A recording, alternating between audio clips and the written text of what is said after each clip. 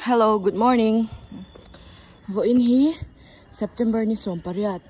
sang ni som ni pathum tho chan ni ania. Vo in achang hian 5th semester 3rd year ka chan do na. Chuanin in ni khan ta su om to ama singin ala official lu tuklawa. Vo in achang hianin official takin kan chan chawmot mop to do na. Chuan tuna hian dar kwa lem ni som panga ania. Kwale chan be changin class kanaya rapido ka changa kanei alo theng theilawa amu theilawa uber changpon in driver changpon bike kha mu theilawa chan mai thosia rickshaw in tukin chu ka kalme yang rickshaw han tlemi na to dewa songa la yani ve amo timeyang anai lu tuka uyom zo kani chu chu kin kai aya veng hla ni ka sha sector 3 lampanga changsonin somthum te somli te nan on thlenga ki mai som nga min la tlat zela helai stand ho hian aron tlan ka man hi cha somli thum nga ten la china tlemin ka ui ve de hleka bike khan som thum ni nga ten kan thleng theya chuan tun semester hi I think kan exam don ni kuma kha mei vela OJT kan ne ya auto ka chang don ala chuan rickshaw so la chuan tin chuan ka tai pe lawa oi basi khatlut tuk ato pa aragal chi bok khan kal e the sham ke ma he wale minute som ni apel to a tai ka hau be thau bok sia alo la lu don lo lu tuk HOD class ani don abo in atam zok hi daru wale chan ve changa daru khen class ka nei dona chan branch ke huni 12 ani boxia masezinga ka chita bread thak e chama so pa ngai tak mizo cho khai lo in mo chit zai chan chu arei thelu tu atla cha phe chonin kan chua ril cham du tu ka in ngai to ngut ngut ril cham kha ol tu ka chuan in voina chang chuan in last year te galo ni ton ta ka chuan te khati belila internship mo suni I'm so excited. I'm so excited. And available my page jam te. Jam tam lo na lama. Oh. Ang jam om lawa jam tam na lama la ka sha. Kasi jam an tang ve lawa ni phang chu. An tan yan traffic jam om ve law. First day of college as a last year student and ikan college ka ngai om don law khop mai syllabus min petete a duai tamin zia tir choka inhwaya puja turin min chuksan de puja min nei sana alo leta chuan na min petete a assignment lo ti ro atia swag le de don semester hand restaurant kan khoi do na oi beng chen lu tuk wa chu outfit check hi ni park street a aning ka sha hi khungai ka thin ka chang lo za ni in thinga chuan hi new market big bazaar ni chin smart bazaar lo ni ta so ning ka sha aming ka sha lo so mi ko ta son za som nga in linen o apwan hi chatop chuan ka chapa chu kadon bun char nga le chan ve nya horu min tia hei na kan ofange chuan khwa so athim lek to ka hobe chuan ka thim lu to don ni so khasi khwa ni ve to a hei tukin chu ka vlog theng hela Tuesday dar kwale chan ve changa class nei to kan nya ka theng to a chuan sarai sa mila ko ka tilangam lo ta som min haw le don sian mo chuan mo chuan voin hi ganesh chaturthi ania ka bek ti kan thak vela corner in min lo lu to Tuesday check first period kan zo chi a ama tho turania ma singin assignment lo ti ula period to pa attendance la touring ka lo ka lang atia chuan assignment kan lo ti ang tu na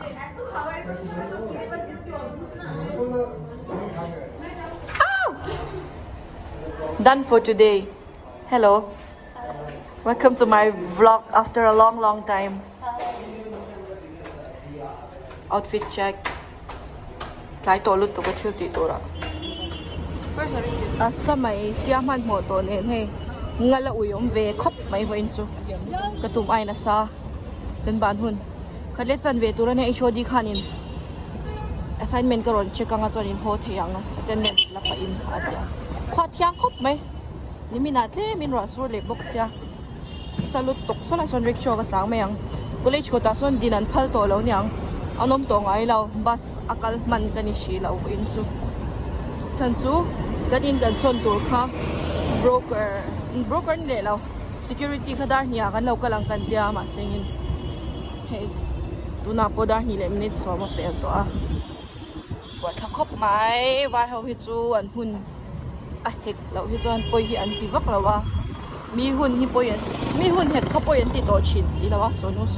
sonu engau em so chu ka hangam lo din lo tuk chwa voi ni na hey ani nen bye bye ro Korean Peter New Town na in kan endon da ni kan appointment na niya hi le chan pe pe to I ha pe ghum ne azina ngai kan college chang chuan rap thak lu tuk kan zon chung nen an veng hi chuma se thar don anwam don an la samup mai New Town na khopui thar apo khopui thar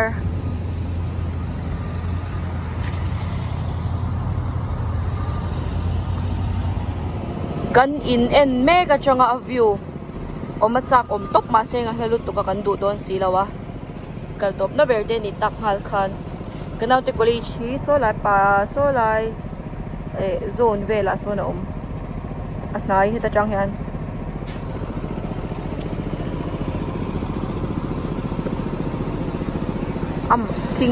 thingtlang renovate ang kha nya mo rebuild ang kha ama hi ala ni dup mai le in sak thar la tamlu to he sak mek kal mek chen in chung khoi mek te a chen an lwa to a chen floor chen khatan khoi ti vel ho kha a in chu thatop hem chung po hi mo ma sengin kan ti lawang a la e me katan ta chang han ba sa mai boxi lawa he e kan tu ma ani na kut kara mi ko katte na ti swal vesin ko la ya kut minti ten zo vek roading pui minti na hi ahla ve khop mai na ka khat kan tlan khata han lu thero puja thil sem lo bor lai mai hela han an fatu ho ni hi pawalai ho fatu na khata han pathian na ni mi lo an pathian ni mi lo heta hi ni so lang fua hello vo in chu Wednesday nia zinga ra sura vo ina in entur kan nei box ya class ka in siam vek to ma seng kakal lawa chuan in enturing kan kal do na he ri jam thut motora chok e don hey ai ni lo an pathian an pai don tihan an apol te in an ron phur boy thak an leyang an pai lenga englawa king ani so oh hey hem dei pai zo chian yang oh hey amoi lut tu ki kan zon nu kan mu e an englo hi a chuk ve kan hi an fu chop mai the New Town house nung lampang Thursday check class ka bang chi a nga le chan ve ne da ro khleng turania ma se fashion department hoin nak tukle Friday le Saturday a hianin shon nei dona chuan tuna hian .nk changin ka skin care cha manian offer khalo thlenga kat college ka line hom chak to tuk lo vlog don ne voi chu he rasura khwa nuam lo lut tuka ba sa thiang him vya ma se kan hatam kitlai ho kong auto khan ka ho a chuan meno ta changin kalut pheya ta han vela malu turanya kan chwa san chep to sia ngai don mai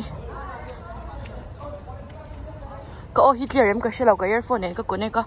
earphone ko or dai box sia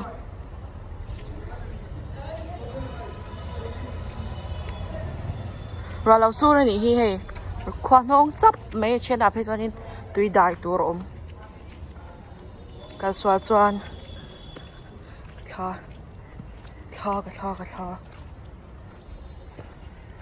กระเบียกันนั่นละมากกิ้งอ่ะเชคนัสลุตุกจวนนี่ให้มีฮีBB block อันเนี้ยกันเวงฮีจุดที่บักจวนเวงมีงอมเรา sector 1นะ BB block จุดส่งจุดนี้ไหมทางกันเป็นรูดเลยอ่ะจวนกันอินจูสไลด์ทิ้งกุ้งบุลาส่วนเฮ้ย flash เดี๋ยวนินอ่อนตาเอาไปแล้วเฮ้ยก็ parcel จ่าจุนยาจวนเฮมีอะยันินเฮ้ยโดดเด่นกี่จังอินเนี่ยก็จ่า buy one get one free offer อันนี้ตัวน่ะยันจะได้น้ำมันยันตบโดนะวันนี้นี่สมนี่ปักขัดอันนี้จวนเฮมี parcel อะยันินproduct ผลิตก็จ่าบ้ากะข้ามปักขัดข้าfree ออกมา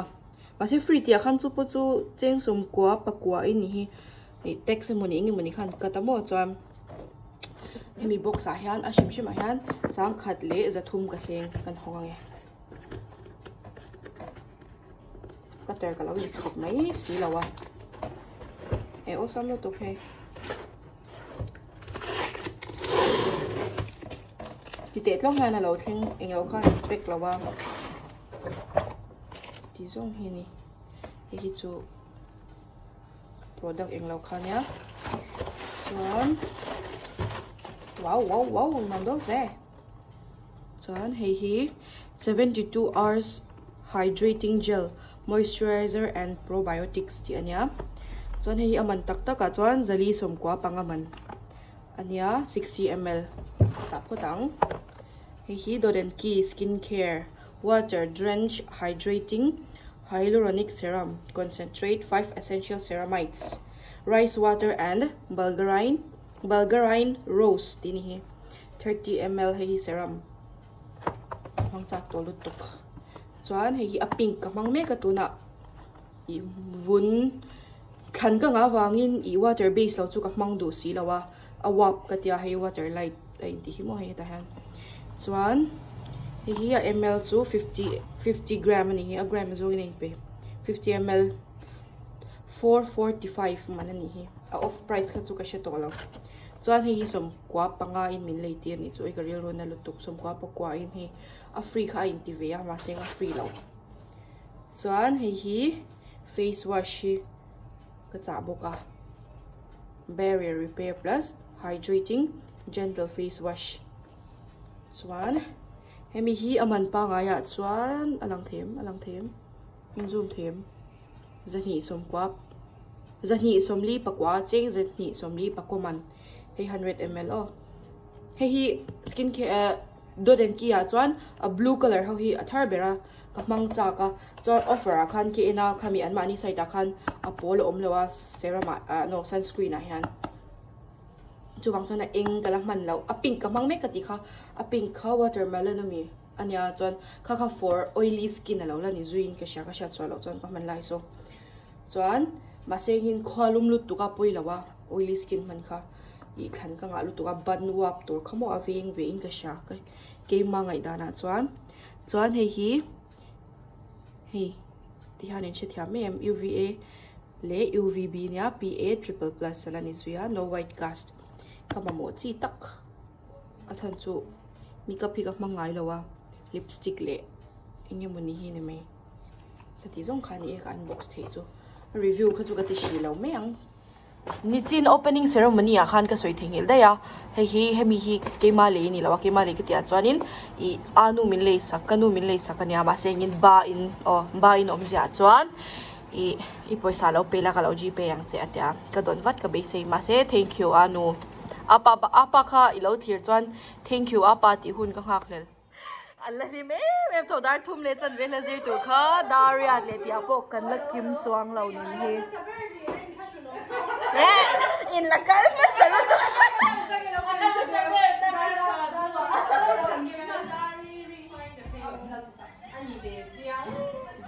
hapoi mai ro ka ha doctor om lai renga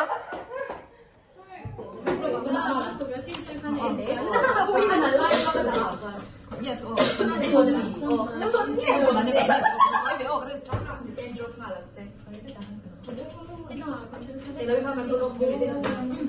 Music. Oh no. Má por chulo có cái biết là liều luôn.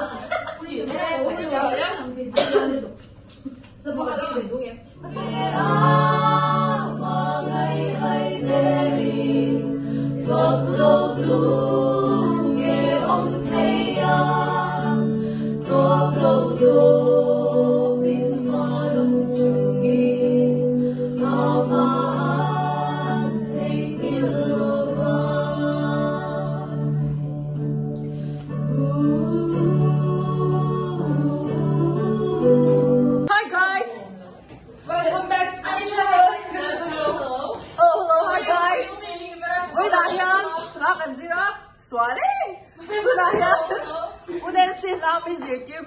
dar qua lê chân về nhá, dar thum lê chân về cho anh dìu tủ là cái tì khá khu khu lại bị phần này khu ăn lẩu thanh thị rế lẩu mẹ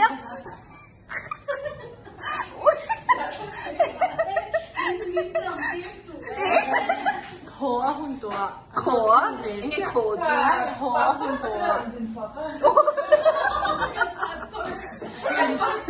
chuyện nó hôn mấy chàng sẵn đó thì tin anh chị nghe cái nó dìu tụ ăn cái tì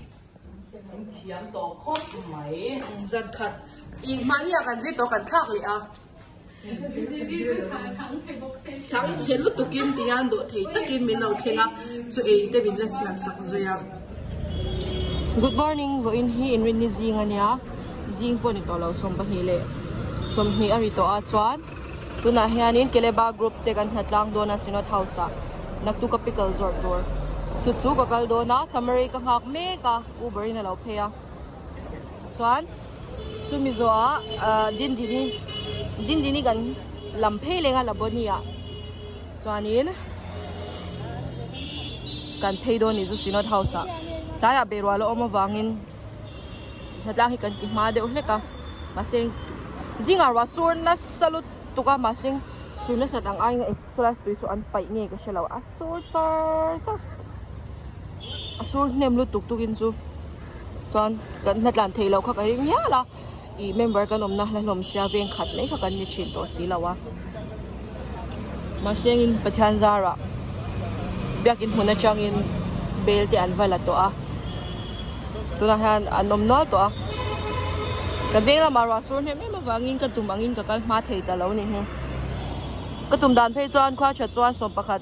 rik ma a metro phei kha kan tuma ma seng chu dar som le chan bevel seng khan ra khala sur char sia ti ngai na lo lut tuka kan tan than mo khi khwa khi adum le khoi to me sur le chep to ang hey la chu tu ya tling o ka zia hi uber hi kema bukania chuanin I regional atangin summary starting a ka manga chuan kema next to rania ka thengela kan in location tak khan ka buka ka thengela tank number 2 a main road a ka wangak aba boy thak hey local me sai angi ni khan wa kha sur le tang ni ta ni chu sur le buan to Alu chop pisang doon ay hi Samaria bong sa pickle by keleba group kalay don law ito an ma ni kha dinge te kha an chia nga te kha te very lang ah hey bong sa pickle oh nang ma chin na mi to niya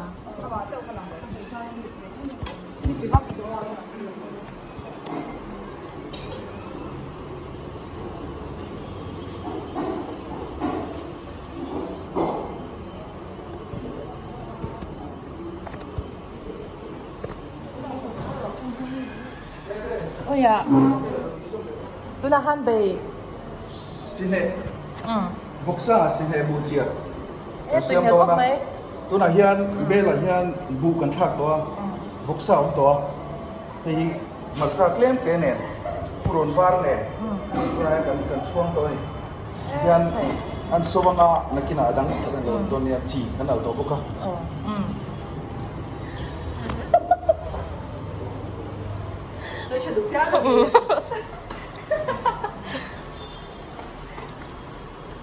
apa pa tu? Kaso nga tu mo? Za, za kali. Klak bel kan kurum pan bor to me. Hi buin laya ni kha. Roi che na mi tu ne. Tu na yan sine grind sa vek khi kan thak to. Chuan chu pa ka chuanin soda kan thak bu ka. Ni tian ro phuan to bu mai ni. Sa umit thak ke. Sa um tha lo. So mangai lo. Apa phuan thei ve. Ti phuan tu chu soda zo ko lo. Sa bol re rang ti phuan tu chu soda zo ki zen ya sa han lo mo. Ba chutney po ang chep to lo. Mungkin abu kurang kalanga. Abu kurang kalanga bukan. Buat siaran nombor ni.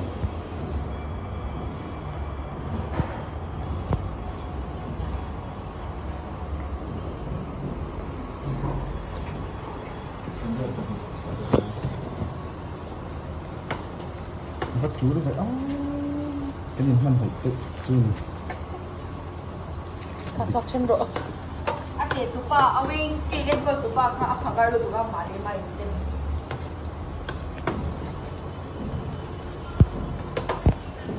104 那所出的。Kan beira cho me tur an bang chep dar sariri chep a artui nu ho top thok khom e hi ni kha mai te chum e hi pure la te bai e nu la nu e hi pure la te bai enge hi beru velan in ka sha Bai tha. swan e da han an tour lak oma order tu hi hey pumana kan ko shan treasure so voi na hian kan mes tour hi tu order hi arsa he hi nge changkha le alu mix Hết tiền thì tôi. yang hi tui kam he ka stock don he ka le dai lo he so an pamara ma sine bai la om ti hian motora la om mo in kai income cho a order zat a in som thi veling kan tama kan tha phang le he le top Maximus bye. Nu le